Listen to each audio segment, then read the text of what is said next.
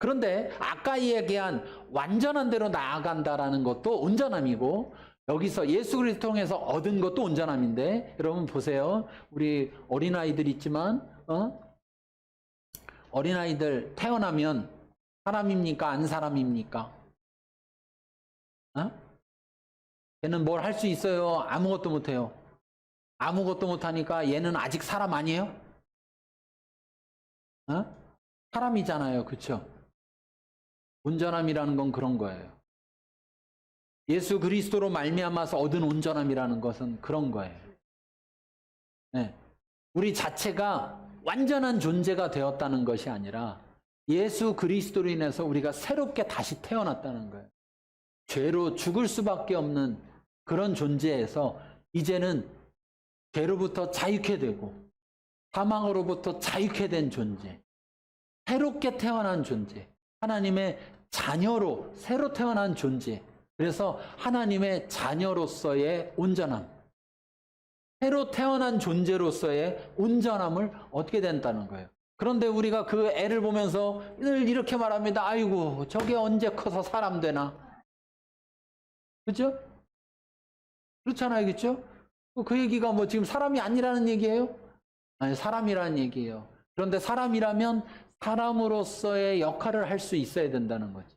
우리가 하나님의 자녀라면 하나님의 자녀로서의 역할을 할 수 있는 만큼으로 자라나야 된다. 그리고 그것의 가장 핵심은 뭐에 있는 거예요? 구원에 있는 거예요. 결국 우리를 통해서 다른 사람들을 구원하시려는 얼마나 중요한 일이에요. 여러분, 한 영혼을 구원하는 것이 한 사람이 구원받으면 천하보다 귀한 영혼이라고 말하는 그 한 영혼을 구원하는 일이 얼마나 소중하고 값진 일입니까? 근데 그 값진 일을 누굴 통해서 하시겠다는 거예요? 나를 통해서. 나를 통해서 하시겠다는 거예요. 나를 통해서. 그래서 나를 먼저 부르신 거죠. 저와 여러분을 하나님 왜 먼저 불렀느냐? 저와 여러분을 통해서 그 영혼들을 구원하기 위해서 부르신 거예요. 네. 그러므로 우리는 이제 온전한 사람이고 또한 우리는 온전해져야 되는 거예요. 네. 온전해지려면 이제 어떻게 해야 되느냐 그것을 알아야 되는데 오늘 첫째 시간으로 10장 19절부터 39절을 보는 겁니다. 네. 거기에서 가장 먼저 알아야 될 것이 뭐냐? 가장 먼저 알고 있어야 될 것이 뭐냐? 내가 어떤 존재냐를 먼저 알아야 되는 거예요. 내가 어떤 존재냐. 여러분, 이 땅에 존재하는 모든 존재는 존재의 이유가 있습니다. 존재의 이유가 있어요. 존재의 이유가. 그 존재의 이유는 결국 그 존재를 어떤 존재로 만들었느냐에 따라서 그 존재의 이유가 주어지는 거예요. 그렇다면 여러분, 우리가 이 땅에 존재한다라는 것은 그것도 그리스도인으로 존재한다라는 것은 새롭게 다시 태어나서 새롭게 존재한다라는 것은 이제 구원을 위해서 존재하는 그 목적을 위해 만들어졌다는 거예요. 다시 태어났다는 거예요. 그러면 그 존재는 어떻게 살아갈 때 그 존재에 맞느냐? 목적에 맞게 살아가야 되는 거예요. 목적에 맞게. 그래서 여러분, 우리가 영혼 구원하는 일이 우리에게 주어진 사명이라는 거예요. 영혼을 구원하는 일. 그러려면 그 첫째가 내가 이미 구원을 받은 존재라는 걸 알아야 되는 것이고. 그렇죠? 내가. 근데 그 구원을 어떻게 받았느냐? 내가 뭔가 공로를 쌓아서 받은 게 아니라 믿음을 통해서 받았다는 걸 알아야 된다는 거예요. 그 믿음은 뭐냐? 바로 예수를 믿는 믿음인데, 예수를 믿는 믿음이라는 것은 뭐냐? 그냥 예수를 믿는 것이 아니라 그 예수가 바로 하나님의 아들이시고 그 예수가 바로 나의 주와 그리스도가 되신다는 것을 믿는 거예요. 그분이 나를 위해 나의 죄를 대신하여 십자가에 죽고 부활하셨다는 사실을 믿는 거예요. 그래서 예수가 누구인지를 알고 믿는 것, 그 믿음을 통해서 우리가 우리의 영혼이 구원함에 이르는 믿음을 가진 자라는 거예요. 그런데 안타까운 사실은 여기 앉아 계신 모든 분이 그렇다는 얘기는 아니에요.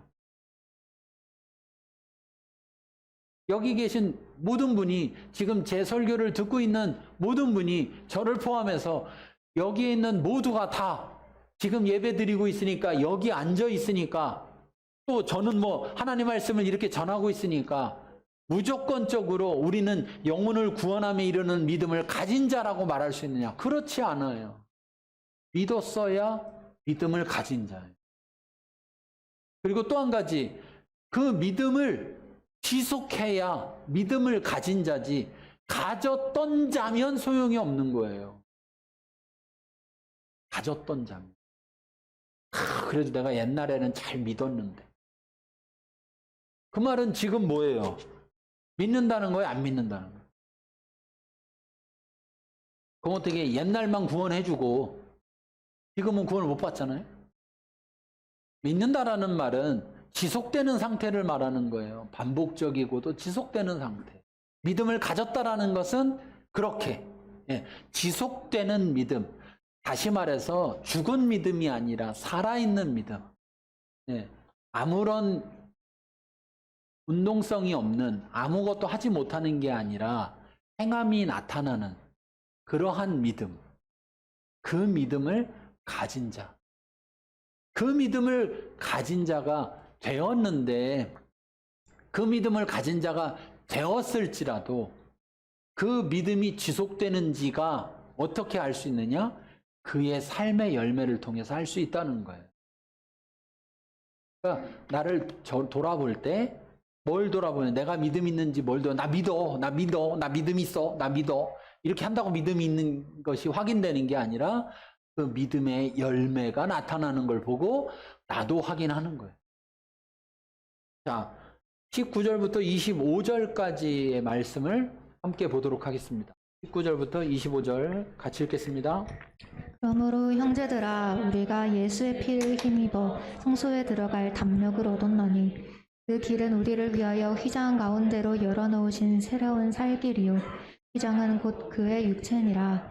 또 하나님의 집 다스리는 큰 제사장이 되심에 우리가 몸에 뿌림을 받아 악한 양심으로부터 벗어나고 몸은 맑은 물로 씻음을 받았으니 참 마음과 온전한 믿음으로 하나님께 나아가자.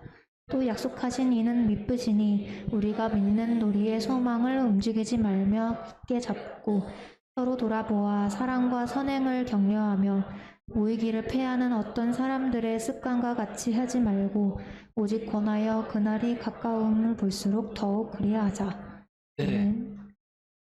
자, 여기 말합니다. 예수의 피를 힘입어 성소에 들어갈 담력을 얻었다는 거예요. 예전에는 짐승을 잡고 그 짐승 피를 가지고 가서 언약궤에 바르고 이러면서 나아갔다면, 이제는 예수 그리스도의 피를 힘입어서 성소에, 지성소에 들어갈 수 있는 담력을 얻었기 때문에 우리가 담대히 나아간다는 거예요. 그러므로 우리는 어떤 존재냐? 여러분, 그리스도인이라는 것은 하나님 앞에 담대히 나갈 수 있는 존재인 거예요. 누가 그렇게 하나님 앞에 담대히 나갈 수 있어요? 하나님 앞에 나아갈 수도, 하나님을 볼 수도, 하나님을 만날 수도 없는 거예요. 그런데 우리는 예수 그리스도로 말미암아 하나님 앞에 담대히 나가서 하나님을 만날 수 있는 존재예요. 만날 수 있는. 자, 그런데 그분이 이렇게 말하는 거죠. 예수 그리스도로 말미암아 22절 우리가 깨끗하게 씻음을 받았어요. 그런데 하나님 앞에 나아갈 때 참 마음과 온전한 믿음으로 나아가자. 참 마음과 온전한 믿음으로 나아가자. 우리 안에 있는 이 거짓 신앙들을 버리지 않으면, 우리 안에 있는 율법주의의 자세를 버리지 않고, 우리 안에 있는 기복신앙을 버리지 않고, 우리 안에 있는 인본주의적 사상을 버리지 않으면요, 하나님 앞에 참 마음으로 나아갈 수도, 그리고 온전한 믿음으로 나아갈 수도. 그래서 그 다음 주에 뭐라고 하느냐? 약속하신 이는 미쁘시니, 약속하신 이는 믿을만 하시니 우리가 믿는 도리의 소망을 움직이지 말라. 이게 아클리네스라는 말인데 기울어지지 않는, 흔들리지 않는. 네. 결국 참 마음과 온전한 믿음으로 나아가는 자는요, 그 믿는 도리의 소망, 하나님을 향한 그 소망이 흔들리지 않는다. 근데 이 참 마음과 온전한 믿음으로 나아가지 못하면 결국 흔들리는 거예요. 결국 흔들리는 거예요. 여러분 기억하십시오. 우리가 하나님 앞에 나아갈 때 오직 예수.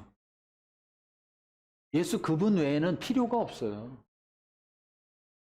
이 말은 예배 드릴 필요 없다, 기도할 필요 없다, 성경 읽을 필요 없다, 이런 얘기하는 게 아니에요.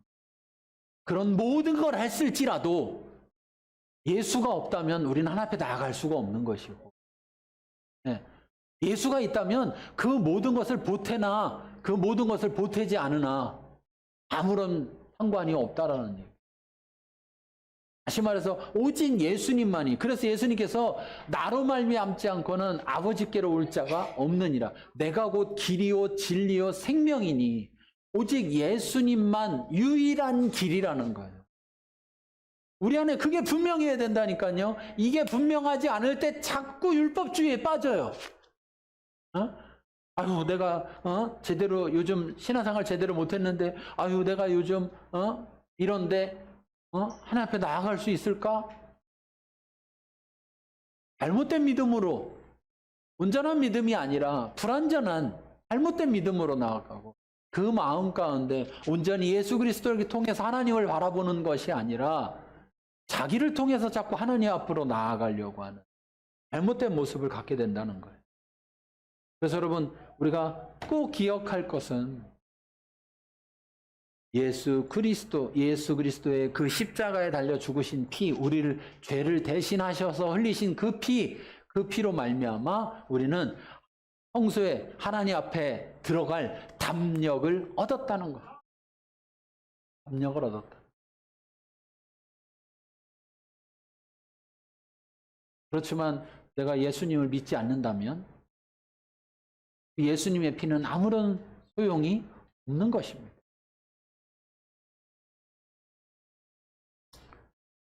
자, 그래서 뭐라고 하느냐? 뭐라고 하느냐? 공동체가 함께 모여야 된다. 이걸 하는 거예요. 항상 얘기했지만 여러분, 우리는 개개인의 믿음을 통해서 개인의 구원을 얻지만 그 개인의 구원은 공동체를 통해서 이루어지는 겁니다. 그러니까 예수 믿는데 교회는 안 다니고 집에서 혼자 믿는다. 안 되는 거예요. 그건 안 되는 거예요. 물론 이런 일이 일어날 수는 있겠죠. 어느 곳에 아무도 예수 믿는 자가 없는데 하나님이 특별히 꿈속에서 계시를 통해서 그 사람에게 하나님을 나타내고 그가 하나님을 믿게 하고 했어요. 그래서 그가 하나님을 믿어. 그런데 교회도 없고 믿는 사람은 자기밖에 없고 그러면 그 순간 자기는 어디 교회 갈 데가 없잖아요. 그렇죠? 그러니까 자기는 자기 혼자 집에서 믿을 수밖에 없겠죠. 그런데 대한민국은요?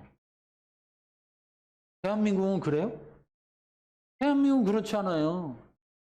대한민국은 그렇지 않은데 집에서 아유 교회 가보니까 다 엉망진창이고 온전한 교회가 없는데 저런 교회가 무슨 하나님의 교회냐 그러면서 나 잘 믿겠다 그러고 집에서 혼자 믿는다. 내가 그렇게 완전한 존재라고요? 자기 자신이 그렇게 완전한 존재라고요? 자기 자신이 예수 그리스도 없이 가능하다고요? 그거는 아무것도 모르는 얘기죠. 하나님은 공동체의 지체로 부르셨다는 사실. 어느 교회도 완전한 교회는 없어요.